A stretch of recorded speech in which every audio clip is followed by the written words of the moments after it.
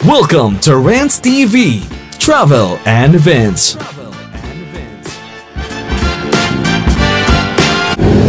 Hi guys, nandito naman po tayo ngayon sa North Triangle in Quezon City. Please samahan niyo po akong mag-update dito sa MRT7 Common Station. Ayan po sa harapan natin. At yung Common Station ng LRT1 and MRT3. Ayan po. At ito po yung update natin today, February 22, 2025. Andito po tayo ngayon sa footbridge. As you can see, marami na pong mga trusses ang Common Station. At mga columns at iba pa. Wala pa rin po siyang bubong as of today. Ang laki po kasi ng station dito, para siyang mall.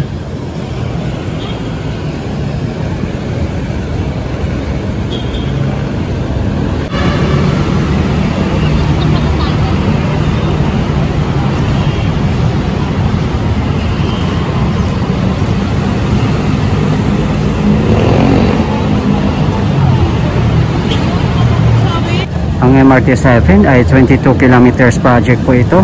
Magmula po dito sa North EDSA in Quezon City up to San Jose del Monte, Bulacan. At meron po itong 14 stations, namely North EDSA, Quezon Memorial Circle, University Avenue, Tandang Sora, Don Antonio, Batasan, Manggahan, Doña Carmen, Ligalado, Mindanao Avenue, Quilino Highway, Sacred Heart, Tala, and the last station is San Jose del Monte, Bulacan. Expected na nga po itong mag-ooperate by last quarter of this year. At sana nga po guys, matutuloy na po ito para maibsan naman po ang traffic sa Kalakhang, Maynila.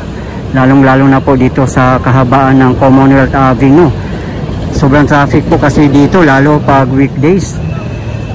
Ngayon po, hindi ganong traffic kasi Saturday. Yun lang po ang kagandahan dito sa MRT7 Common Station kasi nakalink po ito sa SM City North EDSA. Ayan po. At nakalink din po siya sa Trinoma Mall. Ayan naman po ang Common Station ng LRT1 and MRT3. Dito nga po magtatagpo ang tatlong train lines natin. MRT7, LRT1 at MRT3. Nagdagdag nga po ng isang station ang LRT1 at MRT3. Ito po. At ito na po yung common station nila.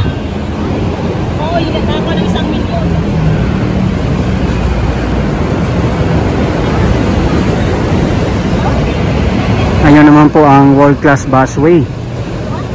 At yan naman po ay in partnership with SM Supermalls and DOTR.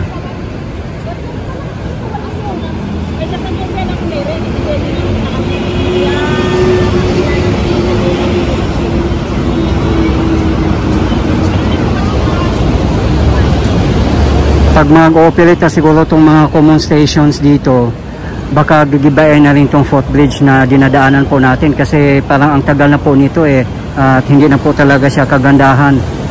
Pero abangan na lang po natin guys kung ano pong mangyayari dito sa existing na footbridge. Ayan po ang common station ng LRT1 at sa kabilang side naman po ang MRT3. Ayan po yung viaduct niya at ito naman po ang sa LRT1 na hindi pa po natatapos. Medyo kinakalawang na nga po siya, ayan o, kasi bakal po siya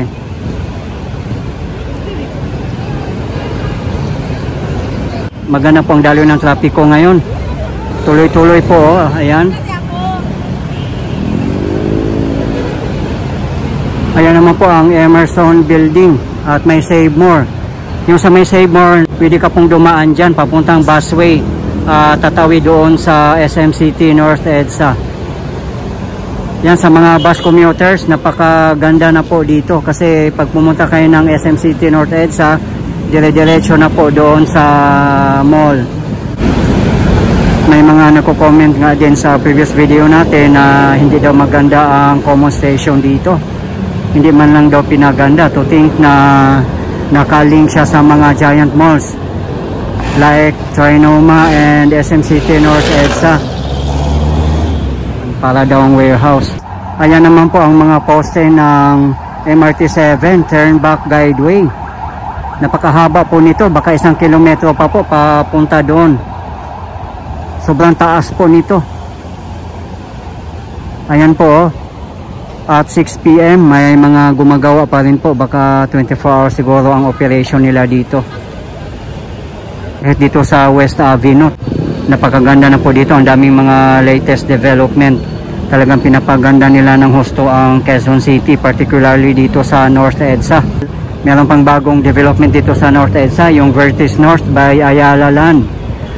At yung nauna naman yung Eton Centuries.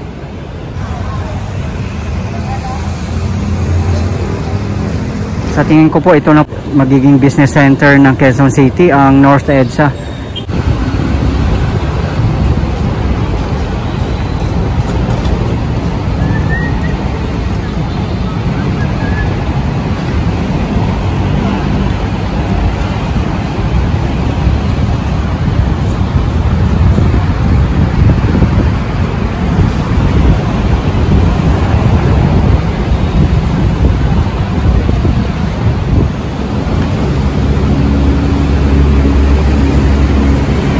Dito na po tayo sa ground level.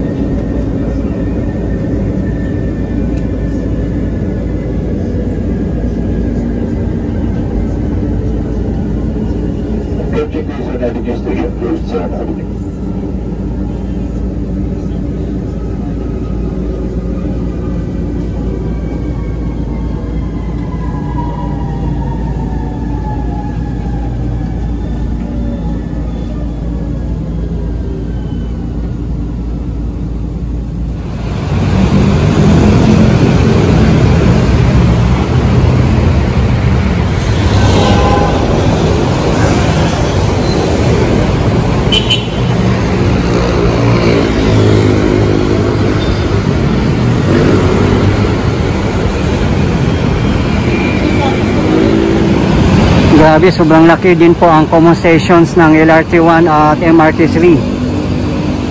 Sobrang lawak po niya. Para din siyang mall.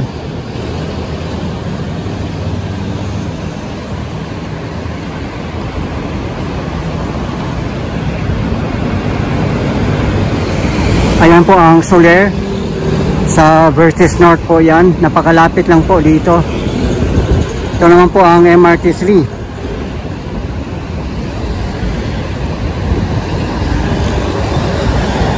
Ayan po ang common station niya.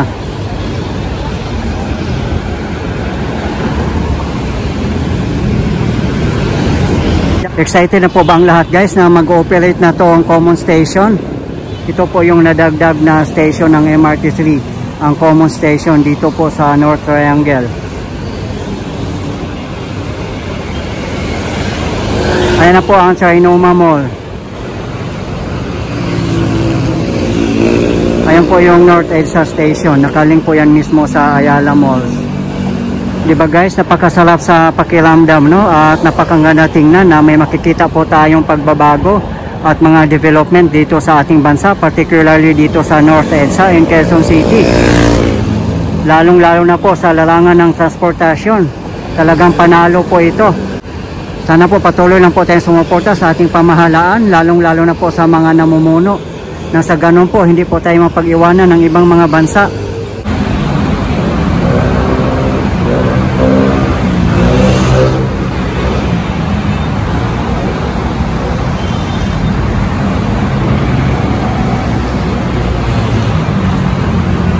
Dito sa side ng SM City North EDSA, ito po yung angle na makikita natin sa MRT7 Common Station.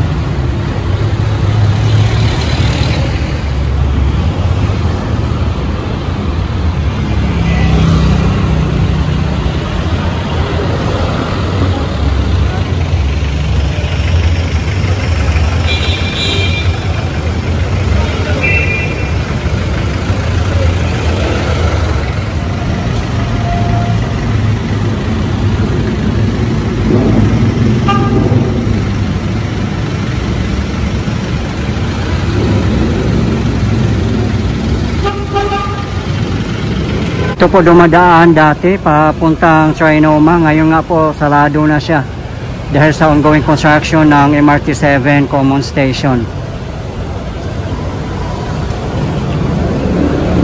Ayan po. Dito po dati nakatayo yung footbridge at matagal na nga pong giniba yon dahil sa construction ng MRT-7. Ayan po yung Trinoma Mall. Grabe, sobrang laki ng common station ng MRT-7.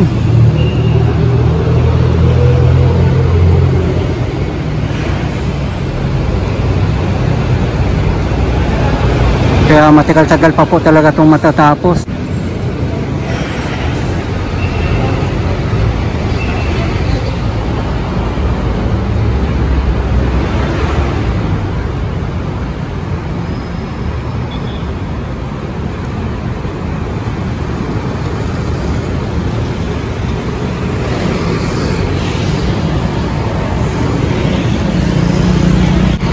Ayan po ang multi-level parking ng Trinoma Mall.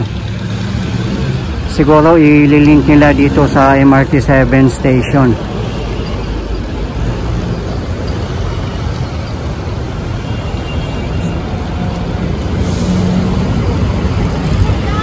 Ito na po yung papuntang Circle, Commonwealth, Bulacan at iba pang mga lugar.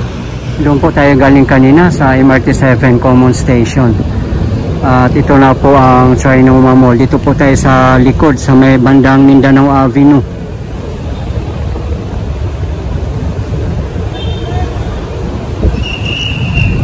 Ayan naman po sa tapat natin ang Vertis North by Ayala Land. Yan sa baba po niyan ang Ayala Malls Vertis North.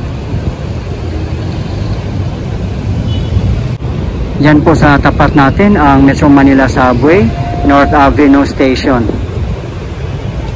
Diba guys, napakalapit na po dito.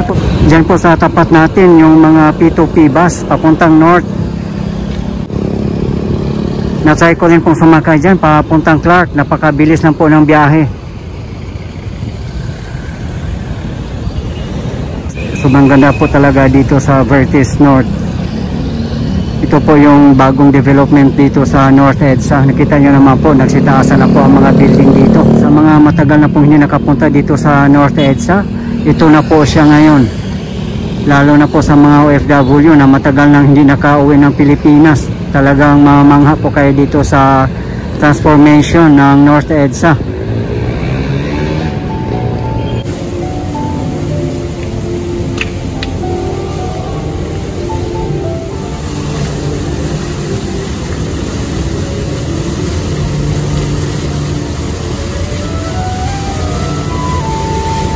Grabe, garden pa lang ng Ayala Malls, panalo na sa ganda.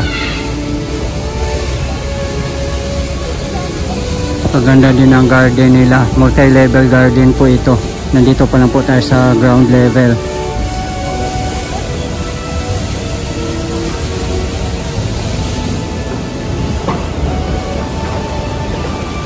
Yan, kaysa bungad pa lang, dami ng mga makakainan po dito.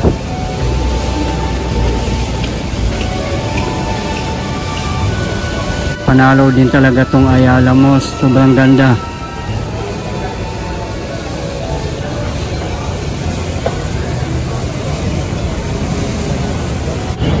Ayan po ang viaduct ng MRT-7. Yan po ang kahabaan ng Mindanao Avenue. Ayun po sa tapat natin ang North Avenue Station ng Metro Manila Subway.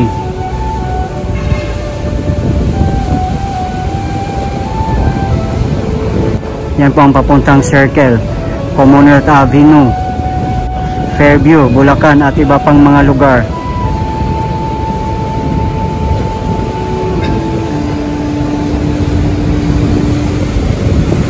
Diyan po tayo galing kanina sa baba.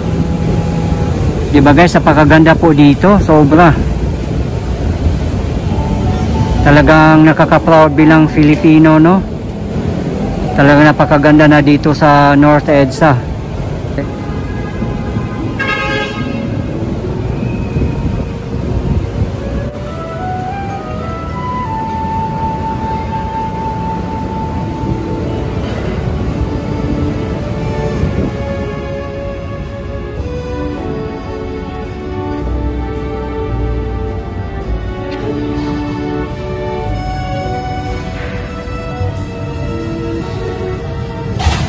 Kaya bilib na bilib talaga ako sa mga Ayala Malls, lalo na sa mga CR nila, ang gaganda at ang linis.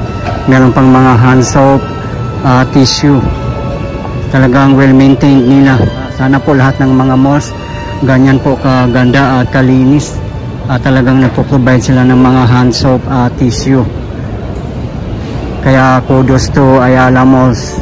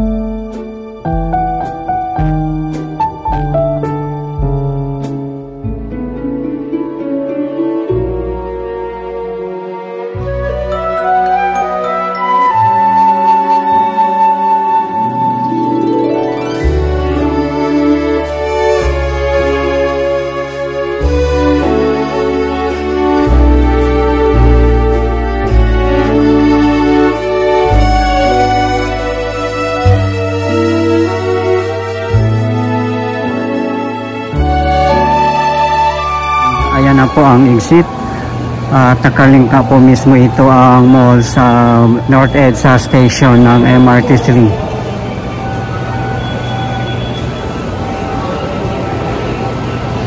Dito na po tayo sa bandang exit at sa tapat po natin ang North Avenue station ng MRT3. Di ba po, ganun po ka-convenient mamasyal dito at mag-malling sa Tlinoma Mall.